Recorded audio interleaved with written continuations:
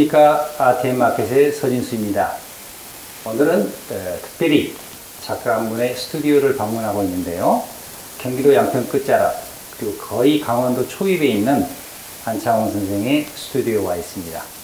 여기서 작가의 예술세계 그리고 작품의 변천사 그리고 미술시장과 관련된 다양한 주제로 얘기를 나눠보고자 합니다.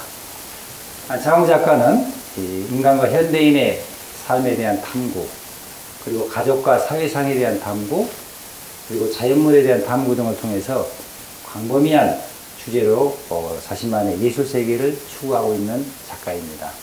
특히 회화, 판화, 사진, 조각, 설치, 디테일 패널 이런 많은 새로운 재료를 실험을 하는 또 실험작가이기도 합니다. 더불어 직접 마당에 맨드라미와 아마란스 등을 심어놓고 자연의 변화상을 또 작품의 예술세계에 녹아내는 전업작가이십니다. 네, 안창홍 선생님 함께 자리했습니다. 안녕하십니까? 네, 반갑습니다. 네, 창홍입니다. 네. 작업실 스튜디오가 아주 크고 또 한편으로는 적막한데 또 작품들이 또 제각기 자기 목소리를 내고 있습니다. 네. 여기를 오다 보니까 양평 지나서 30분 한참 더 달려오던데 이렇게 조용한 자리에 자리를 잡으신 지가 언제쯤이신가요? 33년 됐죠. 89년도니까요. 여기 들어온 지가. 여기가 거의 경기도의 동쪽 끝자락이에요. 30분 가면 강원도거든요. 그때는 뭐 거의 길도 비포장도로였고, 그래서 조용하고 먼 곳으로. 그러면서 도시하고 완전히 연이 끊기지 않는 곳. 예. 사실 그 경계를 찬다는 게 쉽지 않은데, 연은 끊이지 않아야 되고, 또 멀리 온 이유도 있고, 점점 다의적인 느낌이 드는데요. 무슨. 여기 교통이 굉장히 불편해서 처음에는 이게 이를테면 물돌이동처럼 다리도 없고, 우리 집을 감싸고 양쪽으로 강물이 흐르고, 그 비가 오면 섬이 되는 거죠. 그래서 이제 아무래도 그 인적이 드물고 조용하게 작업할 수 있겠다 싶어서 들어온 거죠. 근데 한 10년 전에 다리 생겼어요. 아, 그러세요? 조금 실망스럽지만 몸집이 커져서 이사 못 가고 있어요. 지금. 그래서 이제 많은 작가들이 서울이나 도시에서 멀지 않은 곳을 택하는데 이 먼 곳을 택한 이유가 또 있었을 것 같으셔요. 그냥 뭐 멀리 들어오고 숨어 있고 싶었어요, 그냥. 그런데 사실 내 그림이 항상 도예지를 모티브로 해서 그리는 그림인데 오히려 멀리 떨어져 있으니까 더 잘 보이더라고요. 아, 그런 면도 있겠네요. 대기권 밖에서 지구를 바라보는 그렇죠, 그런 느낌. 그렇죠. 아, 그거 멋있는데. 어쨌든 뭐 작품부터 인생 하나하나가 미학이십니다. 감사합니다. 네.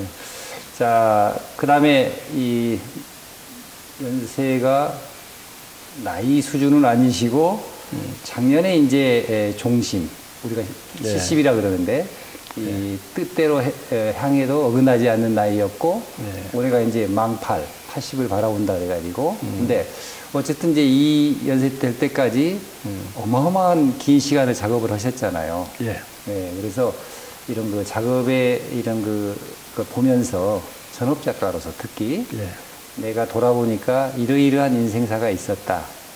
그래서 이 후배들을 위해서 조금 이 나이 때는 이렇게 하는 게 좋지 않겠나. 또 나는 내 인생과 내 작업이 이렇게 연결되어 있다 하는 것을 잠깐 좀 말씀해 주시고 갈까요? 사실 몇 해 전에 유엔에서 발표한 나이로 치면 중년 나이죠. 네? 아직 뭔가 모든 게 청년이죠. 해야 될 일도 많고, 지금도 왕성하게 하고 있고, 그런데, 후배들에게, 내가 살아가는 모습을 보여주는 그게 그 후배들에게는 본보기가 되겠죠. 이를테면 초지일간 내 길만 왔기 때문에 한눈 팔지 않고, 그리고, 끝없이 탐구하고 실험하고, 또, 새로운 재료를 선택해서 내 거로 만들고, 그러니까 내가 추구하는 것은 하나인데, 그 추구하는 것을, 어떻게 하면 더 소통의 장으로, 많은 사람의 공감대를 이룰 수 있을까 하는 늘 그런 고민을 하면서 살아온 거죠. 그래서 이것저것 많은 실험을 거치면서 지금까지 왔는데 뭐 그런 것들이 어떻게 보면 쉽게 포기하는 요즘 그 젊은 사람들에게는 뭔가 본보기가 될 수 있을지도 모르겠지만 그냥 또 걸어오는 것이 뭐 화가의 삶 자체가 그 선배 화가의 삶 자체가 후배들이 바라볼 때 도움이 되겠죠. 그래도 이제 대체적으로 평균적으로 얘기를 하면은 이제 우리나라 또 뭐 미래를 가기 위해서 입시랄지 또는 또 뭐 이렇게 사회를 살아오다 보니까 또 가난한 시절, 정치적 혼란이 있었던 시절 이런 여러 가지 개인사적 또는 사회적 뭐 변천기가 많이 있었을 것 같은데 안 선생님의 이 인생과 그다음에 이런 그 가치관과 이런 걸로 또 빗대어서 또 보면 또 어떤 게 있었을까요? 좀 그 일반적으로 볼 때, 일반론으로 볼 때는 약간 특별한 인생을 살아왔다고 볼 수 있죠. 왜냐하면 제도권 교육을 거부했고, 그때는 뭐 대학을 안 가면 죽는 줄 알았죠. 대부분들이. 그런데 제 눈에는 물론 가난하기도 했지만 좀 시시해 보였어요. 왜냐하면 저는 중학교 졸업식 하는 날 집에서 완벽하게 독립했거든요. 아, 중학교 졸업식 하는 날 완벽하게 독립했어요. 그러니까 그 집이 가난해서 그런 것은 아니고 뭐 여러 가지 뭐 개인사의 가정적 이유로 의해서 완벽하게 경제적인 것뿐만 아니고 모든 것을 독립으로 봐야 돼요. 그리고 혼자 학비 벌면서 학교를 다녔기 때문에 일찍 철이 들었다고 볼 수 있죠. 그러니까 자립을 일찍 하시고 이제 그때부터 모든 것을 내가 계획하고 실천하고 정관해가면서 사는 인생을 사셨군요. 심지어 양말 하나까지 내가 시장 가서 사와야 됐고 밥도 해 먹어야 되고 또 학비 벌어야 되고 그러니까 이제 그 미술대학이 과연 내한테 필요할까 하는 생각을 가지게 됐던 거죠. 그래서 이제 그냥 쉽게 결정했어요. 저는 굉장히 중요한 일은 쉽게 결정하거든요. 그런 장점이 있으시군요. 네, 그래서 결과론적으로는 아주 잘 된 거죠. 왜냐하면 제가 지금까지 꿋꿋하게 내 길을 가고 있으니까. 뭐 그런 것들이 근데 다 뭐 많은 사람한테 다 적용되는 것은 아니에요. 그렇죠. 안창홍만이 가질 수 있는 인생의 방식이고 또 안창홍만이 또 살아낼 수 있는 일이었기 때문에. 그럼 중학교 때 그렇게 독립을 하시고 또 고등학교 있고 또 우리가 이제 통상적으로 얘기하면은 또 뭐 미래를 가져 미술의 길을 갈 것인지 아니면 어떤 독창적인 또 자기만의 세계를 선택할 것인지 이런 기로가 몇 번 있으셨을 것 같아요. 중학교에서 고등학교를 올라가면서 사실 음악에도 재능이 있었거든요. 저는 절대 음감이 있어가지고 피아노를 뒤에서 소리 듣고 손 놀림을 보고 흉내내서 쳤다고요. 이야. 그러니까 음악의 신동, 미술의 신동이시네요. 그리고 시인도 되고 싶었어요. 아, 또 문학까지. 예, 그 랭보에 심취하고 그랬었는데 그래서 쭉 이제 그 나름대로 이제 진로를 결정을 해야 되는데 이미 그림은 그리고 있으니까 어릴 때부터 저는 화가라고 생각했기 때문에 아마 우리 때는 대부분 다 그렇게 어릴 때부터 꿈꿔왔던 것들을 여러 가지 여건 때문에 부대끼지 않고 예술 쪽은 쭉 이렇게 재능을 키워오는 사람이 많거든요. 내 또래만 해도. 그런데 음악가가 될 것인가 문학을 할 것인가. 음악은 악기를 다루고 싶었기 때문에 돈이 없으면 안 되는 거잖아요. 혼자 알바하면서 겨우 고등학교부터 살아내야 되는데 쉽지 않고 그래서 소설가는 안 돼. 왜냐하면 너무 부지런해야 돼. 그 자료, 역사 소설 쓰는 사람들 보세요. 얼마나 방대하게 자료를 모으는지. 게을러서 안 될 것 같고. 시는 젊었을 때 한때 같았어요, 그때는. 번뜩이는 열정으로 승광처럼 써야 되는 게 시이기 때문에. 그런데 가장 오랫동안 할 수 있는 게 뭔가. 내가 쭉 해왔고, 한 번도 실적 내지 않았고, 익숙한 것이고, 또 앞으로도 자신이 있는 게 화가다. 그냥 나는 화가로 간다. 그렇게 이제 아주 짧게 갈등하다가 지금까지 단 한 번의 갈등도 없이 지금까지 걸어온 거죠. 수십 년 동안. 그러니까 일찍이 자기 길을 선택을 하고 한우물을 50년 이상 봤던 그 결과가 이제 지금의 안창홍 선생님의 예술세계가 된 거네요. 그렇죠. 예. 저는 중학교 때 외교관도 되고 싶고 코미디언도 되고 싶었는데 결국은 경제학을 가르쳤거든요. 그러니까 저하고는 정반대의 한우물을 파시는 또 우리 안 선생님을 보게 되네요.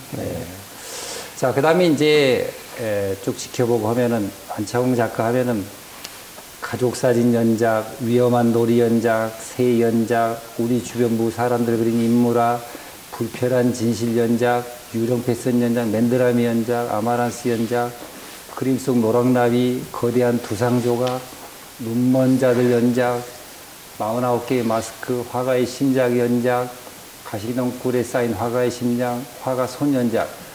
어마어마하거든요. 저는 이 안 선생님 쭉 이렇게 스캐닝을 하면서 이 연구하는 사람들이 책을 30권, 40권 쓴 거하고 똑같은 느낌을 받은 거예요.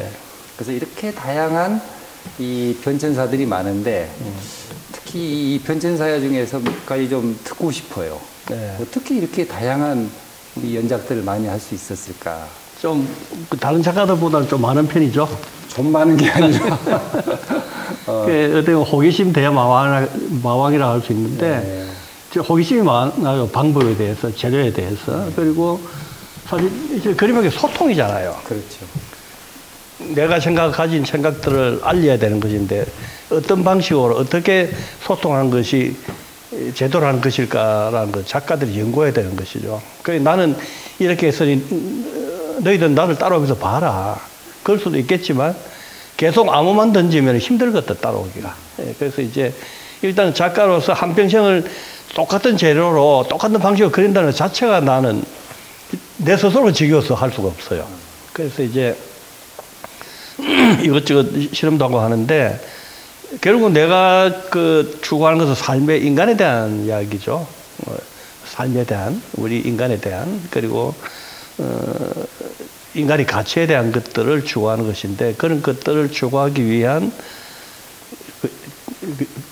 여러 가지 방식들. 이를테면 가족사진 연작 같은 경우는 우리의 역사, 아무랬던 해방 이전부터 해방 이후에 계속 연결되어 있는 역사에 대한 문제. 그리고 제가 또 늘 하고 있는 그 자체가, 양지 쪽에 있는 삶에 대한 것보다는 음지 쪽에 가려져 있는 삶, 묻혀진 삶, 역사에 희생돼간 삶에, 관심이 더 많거든요. 그러니까 양지보다는 음지의 더듬이가 발달해 있는 작가로 볼 수 있죠. 이제 그런 것들을 어떤 방식으로 소통하는 것이 훨씬 더 사람들에게 더 다가갈 수 있을까. 그러니까 이제 뭐 입체로 거대한 두상을 만들기도 하고 마스크를 만들기도 하고 또 꽃만 해도 그래요. 아마란스나 그 맨드라미 꽃밭 같은 것도 결국은 그 꽃이라는 것 자체가 삶의 현장이잖아요. 자연도 치열한 삶의 현장이거든요. 맞습니다. 이제 그 속에서 서로가 살아남기 위해서 움직이는 그것들에 대한 생명에 대한 이야기들이죠. 이제 그러니까 사회의 음지의 더듬이가 발달한 작가라는 표현이 아주 굉장히 마음에 와닿고요. 그다음에 또 하나는 이 아마란스라고 하는 것이 굉장히 중요한 곡물이잖아요. 그 얘기 좀 잠깐 좀 해주실까요?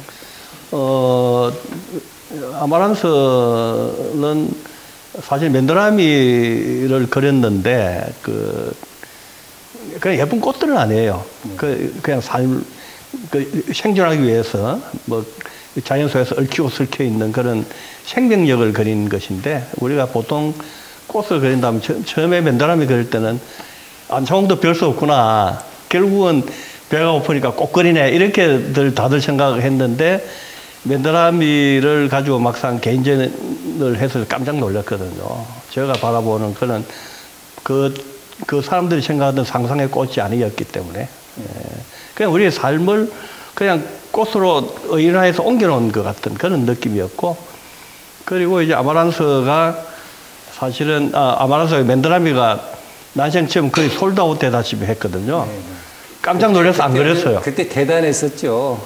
안 그렸어요. 그래가지고 이 잘못하면은 꽃 그림, 하우셰프가 많은데 꽃 그림을 그리는 작가로 인생을 끝낼 것 같은 느낌이 있었어요. 그래서 그때에 맨드라미를 그리는 안창홍 작가라는 표현이 있었고, 예. 안창홍이 맨드라미를 더 이상 안 그리는 이유, 예. 이런 얘기가 돌 정도로 예, 그랬어요. 맨드라미가 예, 예. 사실 엄청나게 주문이 들어왔는데 결국은 주문이라는 것은 돈이잖아요. 맞습니다. 돈이 많이 들어오게 돼 있었죠. 그런데 가난하게 살다가 사실 애들이 왕창 밀려 들어왔을 때 깜짝 놀래가 문을 닫고 서울로 온 거거든요. 다시 깡통 찬 거죠. 그래가지고 이 양평까지 들어오게 됐는데, 그리고 고생하면서 그림을 그리고 있다가 또 맨드라미가 솔드아웃 되면서 주문이 막 수십 군데에서 들어오고 하니까 또 깜짝 놀란 거죠. 인생에서 가장 경계해야 될 게 돈이거든요. 왜냐하면 그런 설레는 나쁜 데서 항상 봐야 되거든요. 나는 안 그럴 것이라는 건 없어요. 그래서 가장 유혹을 뿌리치기 힘든 게 돈이잖아요. 그래서 어쨌든 그래서 맨드라미를 안 그렸는데, 그리고 다시 또 좀 가난해진 거지. 사실 가난해지면 편해요. 네. 돈이 없어 그림을 못 그린다는 건 거짓말이에요. 캔버스 살 돈 없으면 종이에 그리면 돼요. 그렇죠. 네. 연필 살 돈 없으면 목탄 숫소로 그리면 되거든요. 가장 절실하게 자기의 세계를 표현하는 게 그게 훨씬 더 감동이 있어요. 그런데 우연히 아마란스를 발견한 거죠. 용문산 쪽으로 산책을 가다가 노지에서 뭔가 난생 처음 보는 꽃들이 막 자라고 있는데 너무나 열정적이고 뜨거운 불꽃처럼 보이는 꽃들이 한 수백 평 되는 노지에 심겨져 있었거든요. 그런데 이제 사진을 찍고 사진을 잘 안 나와요, 그때는. 그런데 겨우 알아낸 게 아마란스라는 꽃인데, 고대 마야에서부터 내려오는 신이 하늘에서 내려준 선물이라는 정도로 귀한 곡물이에요. 생명과도 관계되어 있고, 그리고 보통 그냥 우리가 생각하는 그런 이쁜 꽃도 아니고 살아있는 생명에 대한 원초적인 그런 것들이 그 꽃밭에 꿈틀대고 있어서 이거 그려야 되겠다 싶었던 거지. 그런데 이제 때를 기다리고 있는데 어느 날 갑자기 태풍이 왔어요. 밤새도록 잠을 못 잔 거지. 나무들 이거 꽃들 다 자빠져 버리면은 힘들잖아요. 그래야 태풍이 먹고 났는데 아침 일찍 가니까 더 장관이야. 이것들이 그냥 노지에다가 원래 밭 주인이 심어놓고 손질 안 해가 잡초를 안 뽑아가지고 잡초하고 이 꽃들이 엉켜가지고 서로 살아남기 위해서 치열하게 이제 생존에 몸부림을 치고 있는 거죠. 굉장히 인상적이었어요. 그래서 이걸 그려야 되겠다. 그래서 또 미친 듯이 그린 거지. 그리고 사진 찍어 놓고 해가지고, 홍콩 작년에는 홍콩 바젤에 거기에 나갔는데 4m 40 중에 굉장히 큰 그림이에요. 우선 갤러리에서 단독 부서를 만들어줘서 나갔는데 고맙죠, 화랑도. 그런데 거기서 거의 포토존이 돼가지고 사진 찍는 공간처럼 돼 있었고, 또 그 그림들 인기리에 또 사람들 사랑해줬고, 또 거기에 이번에 또 좋은 일이. 예. 계속 이제 탐구를 거듭하고, 예. 내 눈에, 내 미학에 맞는 주제나 실험, 이게 재료나 예. 이런 것을 통해서 쭉 이제 활동하시는데, 어쨌든 그동안 이제 많은 갤러리하고 미술관에서 전시를 해오셨는데, 특별히 이 기억에 남는 전시랄지 또는 무슨 에피소드가 있을 수 있잖아요. 잠깐 좀. 그러게요. 저는 사실은 늘 갈등하는 게, 화랑에서 개인 전시를 의뢰할 때는 항상 동상이몽이에요. 화랑에서는 좀 그래도 돈을 투자하니까 좀 팔리는 그림을 원하거든요. 그러면 이제 꽃 그림이죠. 뭐 일반적인 꽃은 아니라 하더라도 내가 가진 꽃은 그래도 희귀성이 있고 좀 그 격조가 있는 꽃이니까 격조 있는 표현 방식이니까 뭐 그 적당하게 팔 수 있는 그림들이죠. 그래서 화랑은 그걸 원하는데 저는 또 그걸 그려서 전시하기 싫은 거지. 이 영화 제작에서도 보면은 네. 제작사는 흥행성을 주안점으로 두고 네. 또 감독은 작품성을 주안점으로 두고 네, 맞아요. 그 영화는 그 수평선에 그 뭐 미묘한 점이 있잖아요. 예, 예. 그런데 이제 영화 같은 경우는 워낙 거대 자본이 들어가니까 감독이 완전히 자유롭지는 못해요. 그렇죠. 그런데 이거는 뭐 제 개인적인 생각은 화랑은 1년에 많은 전시를 하잖아.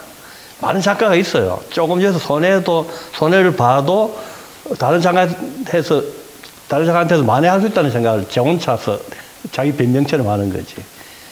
그래가지고 몇 년 전에도 이제 몇몇 화랑이 왔을 때 팔리는 그런 이야기하기는 전시 안 하겠다 하고 마지막으로 가나 화랑이 왔었어요. 와가지고 가나를 대표가 가지고 전시를 하자. 근데 내가 그려놓으면 가져가라. 그림 내용은 내가 결정하겠다. 그럼 그렇게 하시라. 그러고 갔는데, 이제 돌이켜 생각하면 좀 미안하죠. 완벽하게 꽃 그림이 한 점도 없었거든. 없고, 인물들, 그때 불편한 진실이라는 그 제목을 전시해야 되는데, 우리 주변부의 사람들, 누드, 뭐, 예쁘고 잘생긴 사람들이 아니고, 남자든 여자든, 그 평범하게 우리가 무슨 전철이나 지하철, 버스 안에서 만날 수 있는, 시장통에서 만날 수 있는 그런 사람들을 설득해가지고 옷을 벗기고, 혹은 입은 채로, 뭐, 그렸으니까, 일단 관음적으로 바라볼 수 있는 그런 누드는 아니거든요. 그리고 뭐, 인물이 4m씩 이렇게 된 큰 그림도 그리고 해가 전시를 했는데, 심지어 우리 집 밑에 사는 농부 손 씨도 와서 옷을 벗고 그 농부의 주름지와 투박한 누드를 그렸던 거죠. 그런데 이제 뭐 전시 자체는 감동이 있었겠지만 화랑 입장에서는 굉장히 고통스러운 경제적 성과를 못 얻었으니까 네, 그랬던 것에 대한 미안한 마음이 있고 그리고 몇 년 전에 이제 조선 갤러리에 부산에 조선화에서 전시를 할 때인데 그때도 눈먼 자들 큰 두상하고 마스크만 들고 나갔어요. 페인팅이 하나도 없었거든요. 그렇지 않아도 제가 안 선생님 전시를 주로 미술관에서 많이 봤거든요. 그래서 미술관에서 하는 거죠. 그래서 50여 차례 전시 중에 16번을 미술관에서 하셨더라고요. 그러니까 3분의 1이 미술관 전시예요. 그러니까 저도 그 임팩트가 강했고 좋았던 이유가 그 미술관 전시를 정말 깊이 있게 작가를 느낄 수 있는 게 많잖아요, 이게. 한두 점, 그리고 한 테마를 가지고 잠깐 어떤 전시회는 그거하고, 그다음에 미술관에서 여러 가지 것을 보여주고, 그다음에 크기나 이런 것을 제약 없이 보여주는 데서 제가 감동을 많이 받았던 것 같아요. 그래서, 미술관, 국현, 서울시립, 부산시립, 많은 미술관에서 삽이나 이렇게 많이 하면서 제가 미술관 작가시구나 이런 생각을 많이 했었거든요. 저는 사실 운이 좋은 게 사실 미술관 전시를 하고 싶다고 되는 것이 아니잖아요. 그 운이 좋았던 거죠. 또 그러고 그만큼 미술관 그 넓은 공간을 채울 만한 작품들이 항상 있었고 어쨌든 감사한 일이죠. 뭐. 그리고 이제 되게 이제 작가들 앞에 땡땡 작가, 땡땡땡 작가 이렇게 해가지고 이제 대명사를 집어넣을 수 있는데 우리 안창 선생님 자신은 나는 무슨 작가다 이렇게 혹시 단어가 있을 수 있을까요? 모르겠어요. 그걸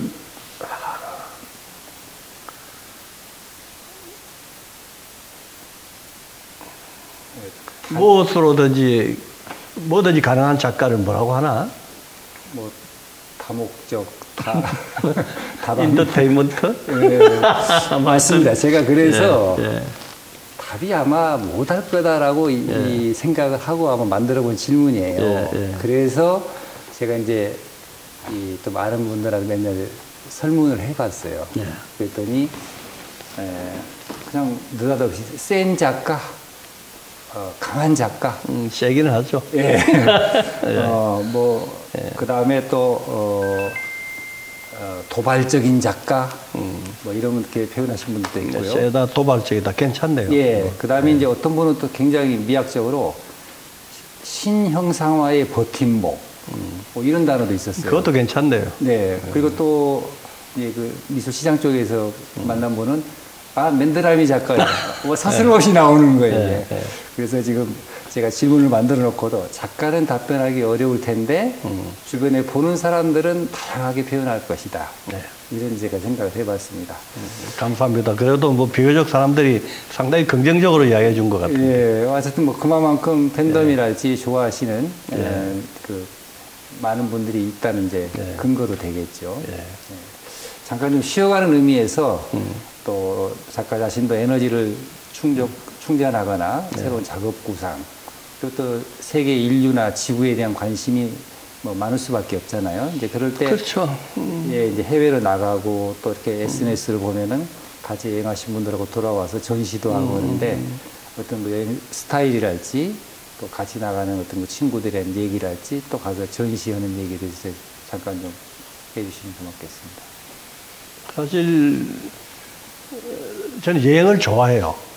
여행을 국내든 국외든 그리고 또 오지 여행. 일단 몽골 고비 사막을 네 번, 다섯 번 횡단했고 인도만 해도 한 7번 갔었어요. 전부 배낭 여행이죠. 또 저기 갈라파고스까지 갔다 왔지. 또 그리스 여행했지. 뭐 베트남, 라오스, 뭐 중국 안쪽 일본은 79년도에 여행해서 굉장히 일찍 여행한 거죠. 한 달 여행했는데 어쨌든 여행을 하면서 저는 꼭 스케치를 해요. 그 현장에서 뭐 현장에서 직접 뭐 나면 밤에 호텔에 남아가지고 혼자서 그리든지 해가지고 이제 혼자 가든 여름에 가든 전시를 하는데 친구들하고 가는 게 재밌어요. 그렇죠. 그래서 사는 이야기도 하고 또 친구들하고 여행하면 힘든 게 없어요. 그 시간들이 너무나 소중하고 아름다운 한 번도 다툰 적도 없이 그렇게 늘 다닐 친구들이 있어요. 그리고 갔다 오면 전시하고 같이 어울려서 그럼 재미난 게 친구들이 술도 안 먹어요. 왜냐면 호텔방에 앉아 있다가 전부 자기 방으로 싹 사라져. 그림 그린다고. 그 선의의 경쟁심 같은 게 있거든요. 그렇죠. 그래서 전시할 때 되면 엄청나게 작품들이 쏟아져 나와요. 그 원로 작가 디지털 아카이빙 프로젝트를 했을 때 안 선생님이 선정이 되셨더라고요. 예. 예, 그때 했던 이제 그 주요 내용이랄지 그때 느낀 점 잠깐. 저도 깜짝 놀랐어요. 그거는 굉장히 일단은 의뢰를 하고 거기서 심사해서 결정해서 작가를 선정하는 것 같던데 그때 벌써 몇 년 지났으니까 저는 원로 작가 같으면 거의 그때 원로 작가 아카이빙이 한 거의 초기였으니까 80대 정도 70대 후반이나 80대 작가들이 대선배들을 선정하는 거로만 알고 있었는데 제가 덜컥 선정이 된 거죠. 그래 그때 아라리오 갤리에서 전시하고 있는데 그 담당하는 공무원들이 와가지고 인사하러 와가지고 전시도 보고 하면서 최연소는 원로 작가가 되셨다고 약간 엄살처럼 앞으로도 계속 나이가 하향 조정될까봐 염려스럽다는 이야기를 했었거든요. 그래서 저도 좀 이런 나이에 선정이 됐구나 하는 생각을 했었는데 아카이빙 만들면서 공부한 게 많아요. 팀들이 한 작가를 연구하는 거잖아요. 그러니까 나도 신경 쓰고 있지 않던 눈에 띄지 않던 곳에서 작품들을 발굴해내고 컴퓨터를 뒤지면서 구석구석을 뒤지면서 옛날 내용 속에서 까마득하게 잊고 있던 이를테면 아주 옛날 귀한 자료들. 그럼 나도 이런 생각을 하고 있었구나. 물론 젊을 때부터 지금까지 생각이 변한 건 아니에요. 끝없이 한쪽을 갈망하고 죽어가는 것인데 또 옛날 거 잊어버리잖아요. 옛 것들을. 그렇죠. 이제 살아오면서 많이 만들어놨던 보물들을 그렇죠. 시간이 흐르면서 예. 어디에 둔지도 모르는데 그렇죠. 이 아카이빙 조사를 하면서 다시 한번 그때의 보물들을 만나는 그런 또 예, 그 굉장히 행복한 순간이에요. 예, 가치 있고 뜻있는 뜻깊은 시간들이었어요. 예.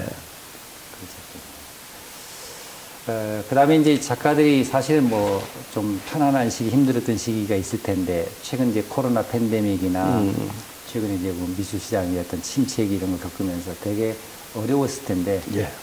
그래도 꾸준히 새로운 작업하고 예. 또 지금도 지금 스튜디오 와 보니까 신작 준비로 아주 네. 정열을 태우고 계시는데 최근 얘기를 조금 해주시죠. 예, 코로나 때 사실 디지털 페나가 코로나 때 나왔거든요. 모든 게 차단되잖아요. 사람도 만날 수 없지. 뭐 그래 오로지 혼자만 시간을 보내야 되는데 어느 날 우연히 핸드폰을 만지작거리다가 그 안에 엄청나게 여러 가지 그 장치가 많이 들어있는데 우리는 그냥 문자나 하고 카톡하고 뭐 뉴스 볼 거리 좀 보고 이 정도로 전화 받고 끝내잖아요. 그런데 고가의 이게 상품인데 이게 구석구석 뒤지기 시작한 거죠. 그러면 펜으로 그림 그리는 기능을 찾아내 가지고 연습하다가 디지털 펜이나 유령 패션이 거기서 탄생한 거잖아요. 네. 그런데 경제학에서도 네. 되게 경기 침체가 오면 보상 심리에 의해서 옷이 화려해지는 얘기를 하는데 예.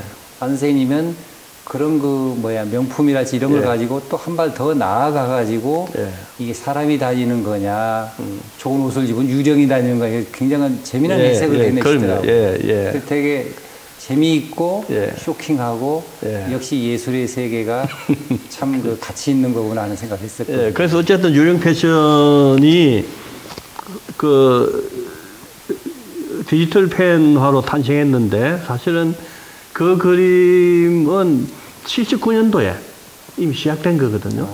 똑같은 그림이 있어요. 네.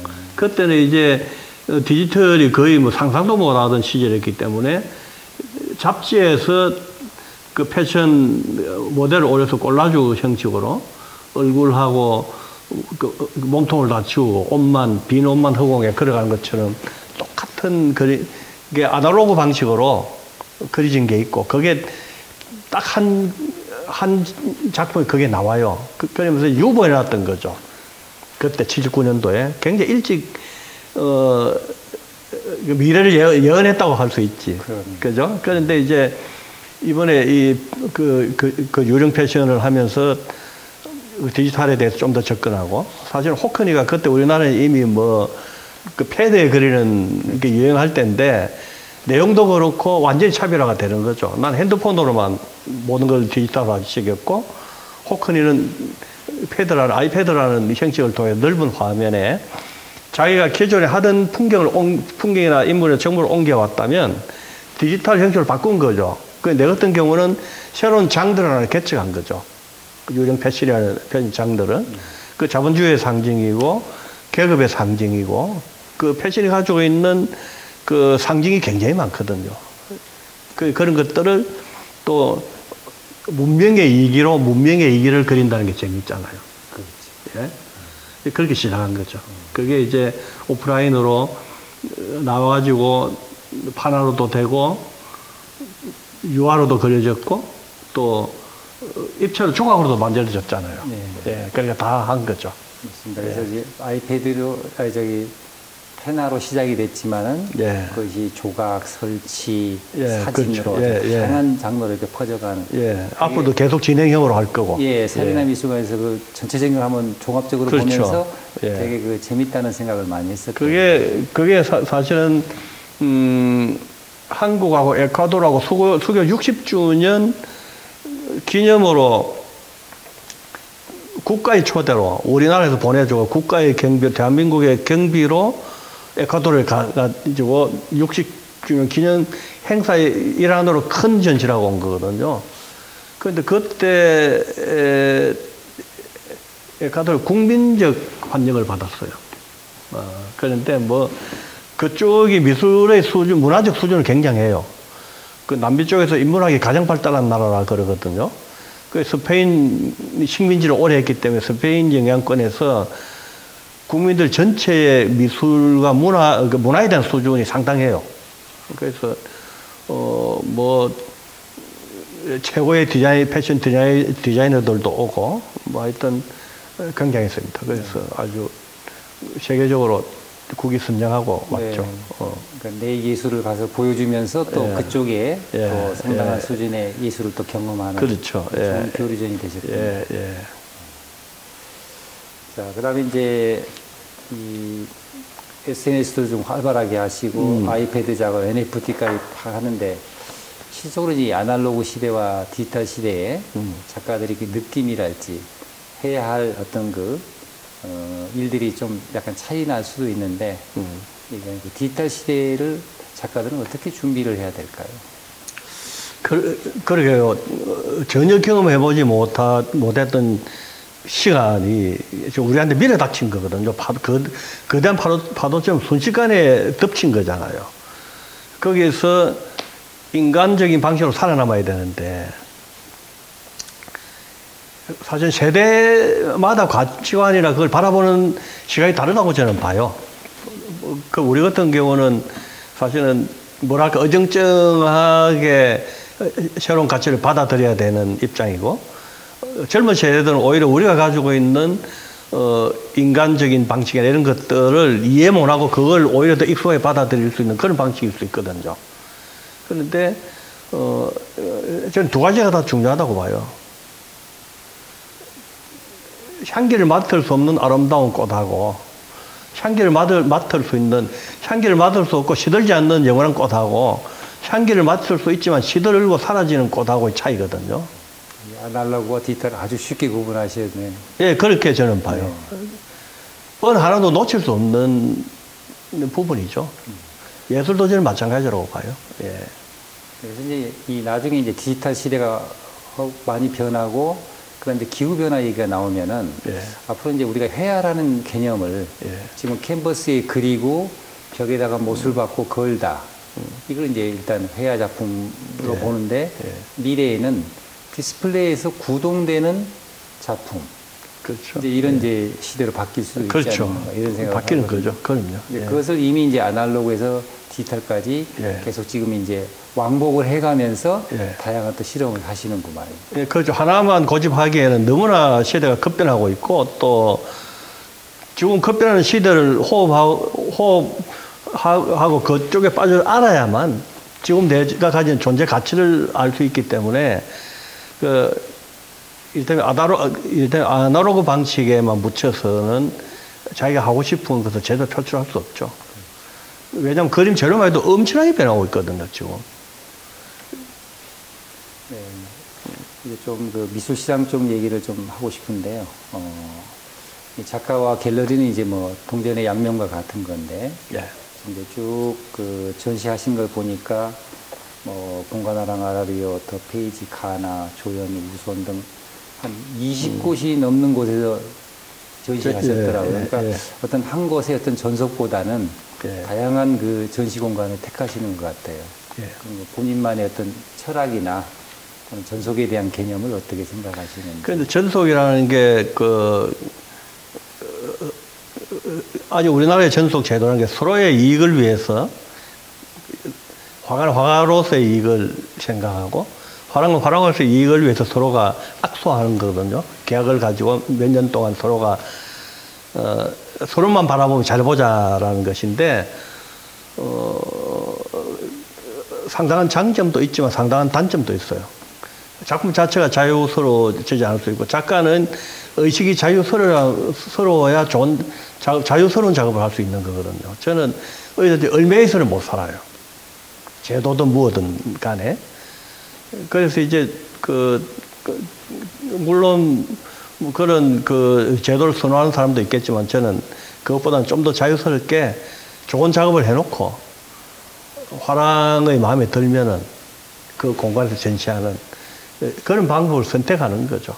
그 화가의 선택인 것이고 또 전속 제도만 해도 하고 싶다고 되는 것도 아니에요. 그죠? 그렇죠. 안창호 선생님 같은 분은 이제 아마 뭐 미술관 전시를 제일 선호할 수도 있고, 그다음에 다양한 갤러리, 심지어는 뭐 허름한 폐가에서도 전시하시다면은. 예, 저는 그래요. 예, 예. 얼른 어디 쓰든지 할 수 있는 거죠. 예.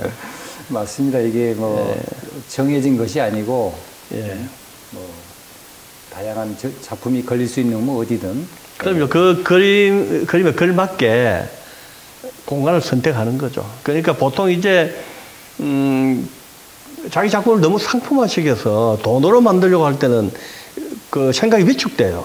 그 공간도 폼 나야 되고 고급스러워야 되고, 저는 제 생각은 그런 거하고 정반대 항에 서 있거든요. 예. 그림 자체가 가치 있고 고귀한 것이라 하더라도 그것이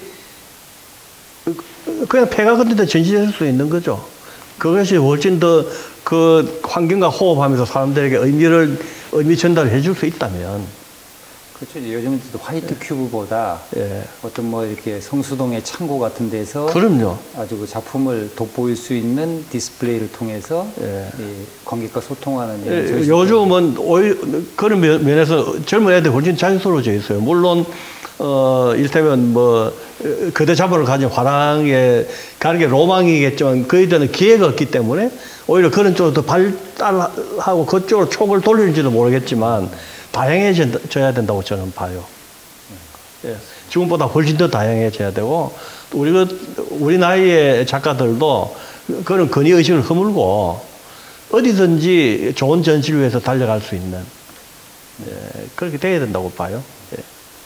또 이제 우리 정사상 뭐 또 갤러리마다 좀 다르겠지만 작가와 갤러리가 이제 작품 가격이나 이런 것을 서로 결정하고 할 때 해외는 대체로 이제 호당 가격제를 하는데 네. 호당 가격을 어떻게 생각하시는가? 그다음에 사실 이제 저 같은 경우는 궁금한 게 이렇게 그 가시 심장으로 한 이런 조각이나 이런 것을 가격을 어떻게 설정하는지 그러게요. 사실 되게 궁금하거든요. 예, 저는 사실 호당 가격은 좀 불합리하다고 봐요.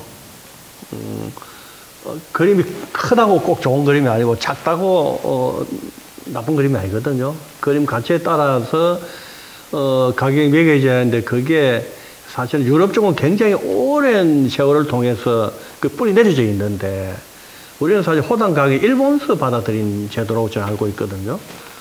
그래서 그런데 계산하기 편해요. 일단은.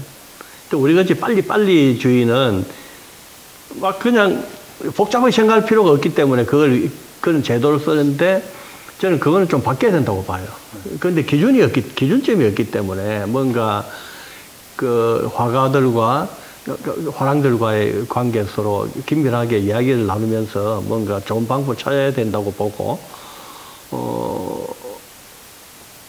입체는 사실 저는 그래서 마스크나 두상들을 조각이잖아요. 그런데 입체 회화라고 저는 이제 표현을 하는데 그것을 평면으로 펼쳤을 때 몇 호쯤 크기 얼마나 될까를 가늠해가지고 가격을 매겼거든요. 아, 또 그런 방법이 있군요. 네, 그건 뭐 화랑주인들하고 의논을 해가지고 이렇게 하면 어떨까 하니까 그건 뭐 좋은 방법 같다. 그렇게 해서 이제 입체는 그렇게 매겼죠. 근데 이제 되게 아마 아까 말씀하신 몇몇 화랑들하고의 그 전시 기획을 하면서 좀 이렇게 약간 작품을 갖고 갔을 당황스러웠던 그런 것이 있었을 텐데. 아, 그럼요. 예, 그래서 특히 이제 또 입체 같은 것을 가격을 또 조절하는데 쉽지가 않으셨을 것 같아요. 그런데 저는 뭐 어쨌든 화랑들하고 그 원만하게 잘 해요. 주장하지 않고. 어떻게 보면 어떤 구성은 굉장히 합리적인 부분이 저는 있어요. 제 작업에 대한 거는 굉장히 고집스럽게 밀고 나가는데 상대와 관계되는 일일 때는 굉장히 합리적인 걸 선택하거든요. 네, 지난번에 어디 뭐 이렇게 인터뷰 할 때 보니까 처음에는 이렇게 안 팔리는데 몇 년 있으면 다 팔립니다. 이런 또 답변을 하시는 분이 그렇죠. 그런 적이 있죠. 네. 왜냐하면 사실 늘 그랬어요. 전시할 때는 폭망이에요. 폭망. 요즘 젊은 애들 말로. 그런데 5년쯤 지나고 나면은 그때부터 그때 그림을 찾기 시작해요. 그러니까 뭐, 큰 화랑에서 했던 그림들, 거의 못 팔았던 그림들 지금 없거든요. 저 같은 경우는 완전히 그림만 팔아서 먹고 살잖아요. 그리고 요즘 만드는 큰 입체 작품 같으면은 그런 화랑 지원을 안 받고 저는 순수하게 제 힘으로 하기 때문에 돈이 없으면 못 만드는 거예요. 돈이 생긴다는 이야기잖아요. 예, 그러니까 스튜디오 올 때마다 뭐 전시에서 좀 돈 들어왔다 그러는데 그때마다 보면은 이 차가 무슨 재료를 싣고 들어오거든요. 예, 그렇죠. 예. 저는 뭐 작업을 해가지고 그게 금전적으로 가치를 가지고 들어오면 항상 재투자해요. 집에 생활비 주고 남는 돈은 뭐 화가가 뭐 할 게 뭐 제가 술을 먹어본데 얼마나 많이 마시겠어요. 그 외에는 여행 가는 거 조금 빼놓고 전부 작업에 재투자되는 거죠. 그 이번에 지금 시작한 박제 시리즈만 해도 뭐 돈이 많이 들어가는 작업이에요. 예. 그다음에 이제 최근 이제 아까도 말씀하셨지만 아트바젤 홍콩 그 홈페이지에 안 선생님 작품 이렇게 아마스 보고 있는 사진이 크게 이제 메인으로 이제 네, 그 메인 광고 포스터로 써 있다 그러더라고요. 네. 예. 그래서 아마 앞으로 이 반응도 커질 것 같은데 이제 시장 측면에서 이제 세계화의 길목에 들어선 것이라고 이제 보여지는데 예. 어떤 그 세계화의 생각이나 전략 이런 게 있으신지. 전략은 없고요. 그냥 내가 하고 있는 게 원칙이고 법이기 때문에 계속 지금 하고 있는 지금 박제인작 해 나갈 것이고 아마란스가 그 사진 저도 전화를 많이 받아서 축하전화. 저는 그게 그렇게 큰 영향을 미칠 줄 몰랐거든요. 그런데 2024년 홍콩 바젤 그 공식 포스터로 광고를 위해서 제 그림을 선택한 것이기 때문에 상업주의 측면에서 보면 굉장히 의미가 있는 거죠. 그리고 또 그런 유의 그림을 들고 나가면 훨씬 더 주목받을 확률도 더 크잖아요. 네, 그리고 또 이제 한국 갤러리들 입장에서도 예. 우리가 선택한 작가가 아시아의 대표, 예. 또 물론 이제 아시아를 대표하지만 세계적으로 알려져 있는 예. 그런 그 아트 페어의 어쨌든 타이틀로 나가기 때문에 같은 한국인으로서도 굉장히 이 자부심과 그렇죠. 자긍심을 느꼈을 걸로 보였습니다. 네, 지금 이제 박제 연작 지금 지난번에 왔을 때에 이미 뭐 다양한 그 구상하고 있는 얘기 들었는데 드디어 지금 이제 쏟아져 나오는 것 그러니까요. 같습니다. 예. 지금 한창 불 붙어야 되는데. 네, 마지막 질문 드리겠습니다. 예. 이제 세계에 수많은 전시장들이 있을 텐데 어떤 공간에서 꼭 한번 전시를 해보겠다 이런 데가 있으신지. 생각해 본 적은 없어요. 그런데 한 가지 분명한 거는 어디에 갖다 놔도 제 작품 빛날 거라고 생각해요. 이 대목이 바로 안창홍 작가님의 최대의 매력입니다. 자신감. 그리고 확고한 작가 정신. 그리고 작품 수준도 충분히 받쳐준다고 저는 보거든요. 맞습니다. 예. 그래서 독립투사가 할 일에 호불호를 따지지 않듯이 작가는 자신의 작품이 전시될 장소를 논하지 않는다. 오늘 멋진 답변들에 감사드립니다. 자, 50년 넘게 전업작가로서 활동하면서 다양한 탐구 그리고 지속적인 실험을 통해서 오늘날까지 자신만의 예술 세계를 구축한 안창홍 선생님과 얘기 나눠봤습니다. 2024년 청룡의 기운이 모든 시청자 여러분에게 전달되길 빌면서 멋진 한 해 힘차게 출발하시길 바랍니다. 화이팅!